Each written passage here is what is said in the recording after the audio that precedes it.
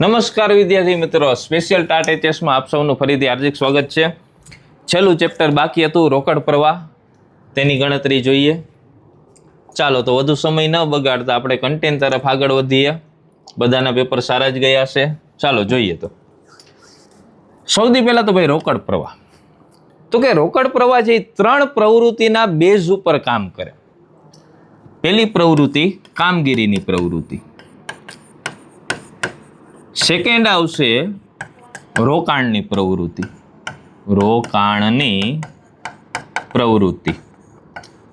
અને ત્રીજી આવશે નાણાકીય પ્રવૃત્તિ.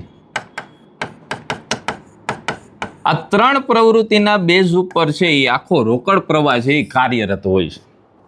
તો કામગીરીની પ્રવૃત્તિ એટલે શું? તો કે ધંધાની અંદર આપણે જે પણ કાર્ય કરીશું, કાર્ય એટલે કે ખરીદી હોય, વેચાણ હોય, એના આધારે જે પણ નફા આધારિત કાર્ય રહ્યું ને, એ નફા આધારિત કાર્ય એટલે કામગીરીની પ્રવૃત્તિ. હવે એની અંદર ખર્ચ હોય તોય ભલે, આવક હોય તોય ભલે. જો ખર્ચ હોય તો ખર્ચને કહેવાશે જાવક રોકડ પ્રવાહ, અને જો આવક હોય, એનાથી ઉપજ થતી હોય તો એને કહેવાશે આવક રોકડ પ્રવાહ. આ બે ડિફરન્સ. ખર્ચ હોય તો જાવક, આવક હોય તો આવક રોકડ પ્રવાહ.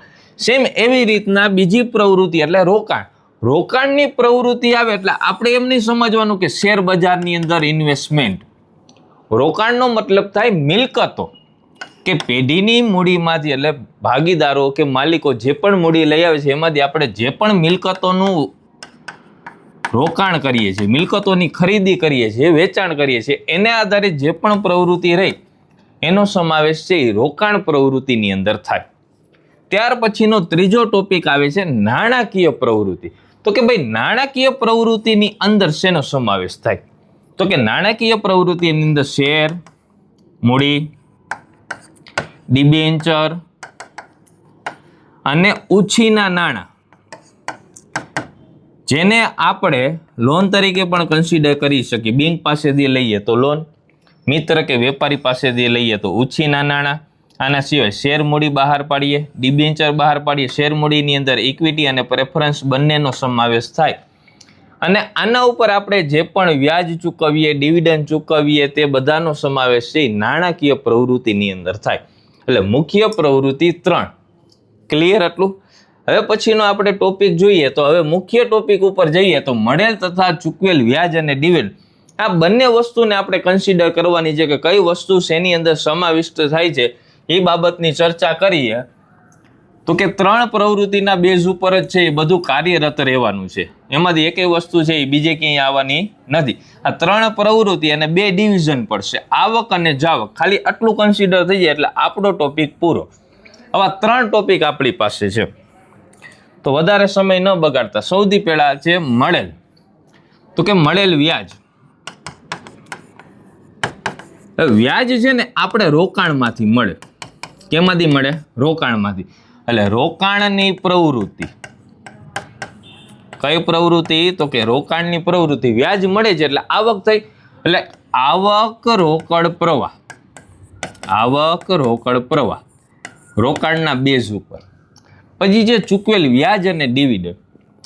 ચૂકવેલ વ્યાજ, ચૂકવેલ વ્યાજ. તો કે વ્યાજ કેના ઉપર ચૂકવવાનું થાય? તો કે સૌથી પહેલા એક તો લોન ઉપર. કેના ઉપર? લોન ઉપર. તો કે લોન ઉપર આપણે વ્યાજ ચૂકવીએ છીએ. હવે લોન એટલે નાણાકીય પ્રવૃત્તિ. તો કે નાણાકીય પ્રવૃત્તિ ચૂકવીએ છીએ એટલે આપણી પાસેથી રોકડ જાય છે, એટલે જાવક રોકડ પ્રવાહ. આ કન્ડિશન. ત્યાર પછી છે ડિવિડન્ડ, એટલે ચૂકવેલ ડિવિડન્ડ. ડિવિડન્ડની ચૂકવણી કેના ઉપર થાય? સોરી, હજી આની અંદર એક વસ્તુ રહી ગઈ, ડિબેન્ચરનું વ્યાજ. ડિબેન્ચરનું વ્યાજ જેને આપણે ઉછીની મૂડી તરીકે કન્સિડર કરીએ છીએ. આના ઉપર પણ નિશ્ચિત દરે વ્યાજ ચૂકવવાનું થાય અને નિશ્ચિત મુદત સુધી. એટલે ડિબેન્ચર 10 વર્ષના હોય તો 10 વર્ષ સુધી. હવે 8% ડિબેન્ચર હોય તો 8% લેખે દર વર્ષે વ્યાજ ચૂકવવાનું થાય. તો એ આપણા માટે નાણાકીય પ્રવૃત્તિ, જાવક રોકડ પ્રવાહ. ત્યાર પછી આવ્યું ચૂકવેલ ડિવિડન્ડ.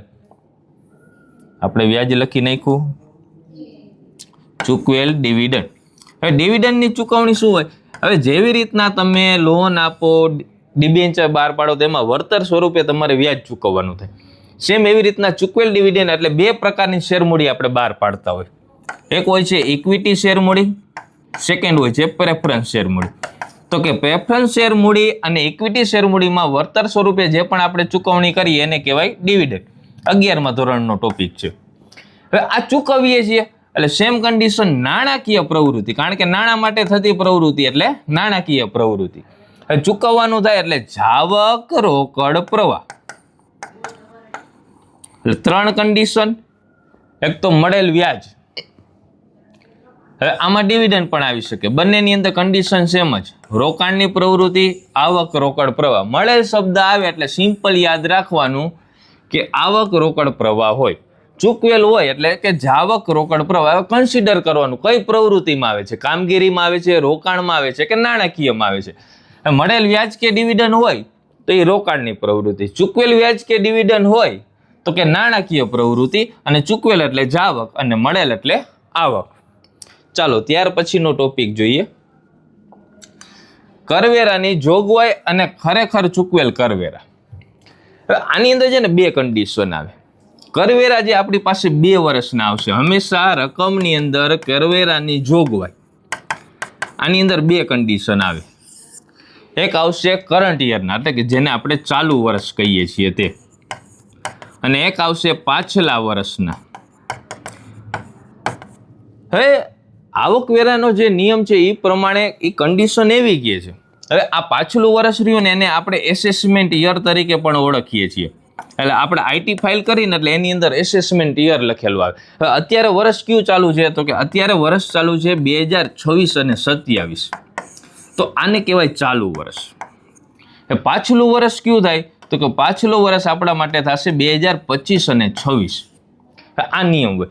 25 અને 26 ની અંદર ક્યારેય આપણે કરવેરાની કેલ્ક્યુલેશન કરી જ ન શકી, કારણ કે એ વર્ષ ચાલુ હોય ત્યારે કેલ્ક્યુલેશન પોસિબલ જ નથી. કારણ કે માર્ચ મહિનો પૂરો થાય એટલે આખા વર્ષના હિસાબ કમ્પ્લીટ થાય ને પછી એકચ્યુઅલ કરવેરો મળે. એટલે કે જે ચાલુ વર્ષ હોય એટલે અત્યારનું ચાલુ વર્ષ કયું તો કે ભાઈ 26 અને 27 છે, તો એપ્રિલ મહિનાથી એટલે આ મહિનાથી આપણે નવું વર્ષની શરૂઆત થઈ. તો કે આ નવા વર્ષની શરૂઆત દરમિયાન જે પાછલું વર્ષ છે, જે આપણું એસેસમેન્ટ યર છે, એના ટેક્સની આપણે કેલ્ક્યુલેશન કરતા હોય. એ ટેક્સ છે એ આપણે એપ્રિલ મહિનામાં પે કરી. એટલે આ કન્ડિશન પ્રમાણે કરવેરાની જોગવાઈ છે એની અંદર 2 કન્ડિશન આવશે.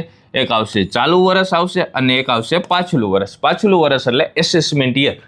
તો હવે આની ગણતરી કઈ કરવાની તો કે જ્યારે આપણે કામગીરીનું પત્રક બનાવીએ, રોકડ પ્રવાહની અંદર કામગીરી પ્રવાહનું પત્રક આવે કે જેની અંદર ઉપજતો રોકડ પ્રવાહ જાણવાનો થાય, ત્યારે હંમેશા ઉમેરોના હેડિંગની અંદર, કયું હેડિંગ તો કે ઉમેરોના હેડિંગની અંદર ચાલુ વર્ષના કરવેરાની જોગવાઈ નોંધવાની થાય. ચાલુ વર્ષના કરવેરાની જોગવાઈ નોંધવાની થાય, કારણ કે આ દર મહિને ઇન્ક્રીઝ થશે. કારણ કે એપ્રિલનો જે ટેક્સ છે એ આપણે મેમાં મળશે, મેનો ટેક્સ છે એ જૂનમાં મળશે, જૂનનો જુલાઈમાં મળશે. એટલે આની અંદર પ્લસ થતું રહેશે.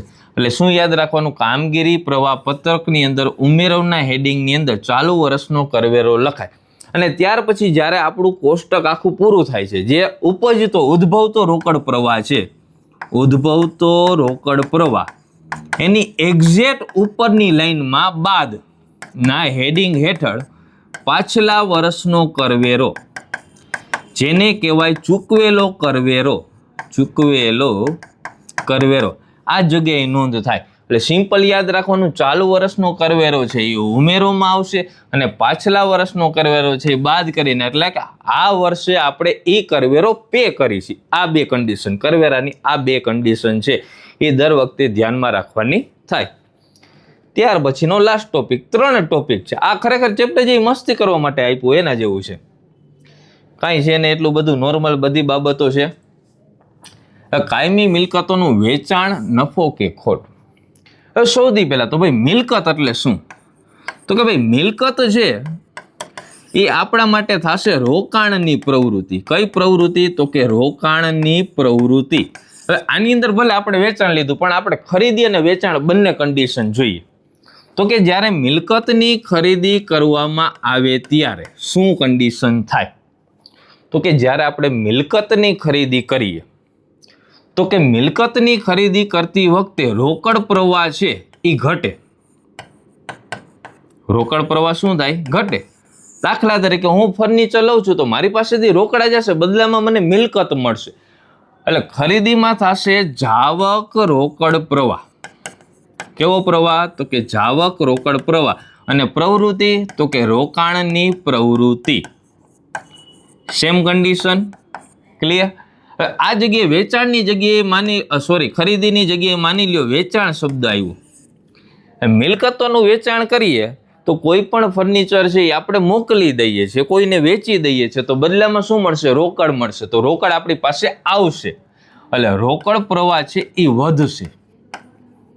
રોકડ પ્રવાહમાં શું થશે? વધારો જોવા મળે. એટલે આની અંદર થશે આવક રોકડ પ્રવાહ. અને પ્રવૃત્તિ તો કે રોકાણની પ્રવૃત્તિ. રોકાણની પ્રવૃત્તિ. એમ થાય કે સાહેબ આમાં નફો અને ખોટ અમે કઈ રીતે કન્સિડર કરીએ? તો કે જે પ્રમાણે કેલ્ક્યુલેશન થતું હોય એ જ પ્રમાણે હવે રોકાણની એટલે મિલકતો દરમિયાન છે મિલકતોના ખાતા તૈયાર કરવાના થાય. શું તૈયાર કરવાનું? તો કે મિલકતોના ખાતા. આપણો નિયમ જ છે ઉધાર, જમા, જે તે મિલકતનું ખાતું, વિગત, રકમ રૂપિયા, વિગત, રકમ રૂપિયા. મિલકતો હોય એની ઉધાર બાકી હોય. મિલકતોની કઈ બાકી હોય? ઉધાર બાકી હોય. એટલે આપણે અહીંયા લખવાનું થશે બા આ લાવ્યા. પછી અહીંયા ખરીદી આવે, અહીંયા વેચાણ આવે. હવે અહીંયા આવશે ઘસારો. જો હોય તો ઘસારો લાગુ પડતો હોય તો એ પ્રમાણે કન્ડિશન પ્રમાણે ઘસારો લખવાનો થાય. અને બંનેમાંથી જે પણ રિમેનિંગ બાકી વધે એ આપણા માટે નફો કે ખોટ ડિસ્ક્રાઇબ કરે. દાખલા તરીકે કોઈ પણ મિલકત છે એ મિલકતની બાકી છે 1 લાખ રૂપિયા છે. હવે તમે 2 લાખની બીજી નવી મિલકત ખરીદી. હવે એમાંથી તમે જે જૂની મિલકત હતી એ જૂની મિલકત છે માની લો કે 80,000માં તમે વેચી. 80,000માં આપણે એનું વેચાણ કરી નાખ્યું. ત્યાર પછી જોઈએ કે ભાઈ ટોટલ જે મિલકત છે એના ઉપર આપણે સમથિંગ 5,000નો ઘસારો કાઉન્ટ કર્યો. તો હવે આ બાજુની બાકી જોઈએ તો ટોટલ છે અહીંયા 3 લાખ. આ બાજુની કેલ્ક્યુલેશન કરીએ ને તો 85,000 જ થાય છે. કેટલું છે? 85,000. તો રિમેનિંગ છે એ બાકી થાય. તો હવે બાકી આગળ લઈ ગયા. એ બાકી સપોઝ તમને આપેલી છે કે બાકી સપોઝ 2 લાખ રૂપિયા આપેલી છે. તો 2 લાખ રૂપિયા બીજા એડ કરીએ એટલે ટોટલ 2,85,000 થયા. હવે ખાતાનો નિયમ હોય કે બંને બાજુનો સરવાળો છે એ સમાન થાય એટલે આપણે અહીંયા લખીએ 3 લાખ રૂપિયા. 15,000 રૂપિયા છે એ ઘટે છે. તો અહીંયા 15,000 રૂપિયા છે એ આવશે મિલકત વેચાણની ખોટ. જમા બાજુ આવે તો ખોટ, ઉધાર બાજુ આવે તો આવક. આ નિયમ પ્રમાણે યાદ રાખવાનું. મિલકત ખાતાનો આ નિયમ છે. ઉધાર બાજુ જો રિમેનિંગ વધે તો યાદ રાખવાનું નફો, અને જમા બાજુ હોય તો યાદ રાખવાનું ખોટ. એટલે મિલકત વેચાણની ખોટ થઈ 15,000. સપોઝ અહીંયા 2 લાખની જગ્યાએ 2,50,000 હોત. કેટલા હોત? 2,50,000. તો 2,50,000 પ્લસ 85, 0 0 0 5 8 ને 5 13 વધી ચડી 1 તો 3,35,000. તો 35,000 પ્લસ મળત આપણે. તો અહીંયા આવશે મિલકત વેચાણનો નફો, જે મિલકત હોય તેનો નફો. તો આ હતી આપણે મિલકતોનું વેચાણનો નફો કે ખોટ અને કન્ડિશન. એની અંદર આપણે ખરીદીનું કન્ટેન્ટ પણ છે એ કન્સિડર કરી લીધેલું છે. તો આ હતો આપણો રોકડ પ્રવાહ. અને બધાની તૈયારી મેન્સ માટે ચાલતી જશે. અને એના માટે જ ટેટ અને ટાટ માટે બીએડનું પુસ્તક છે પ્રકાશિત થયેલું છે મનોવિજ્ઞાન. એટલે જે પણ વિદ્યાર્થી મિત્રોને બાકી હોય તે પરચેસ કરવા વિનંતી. Thank you.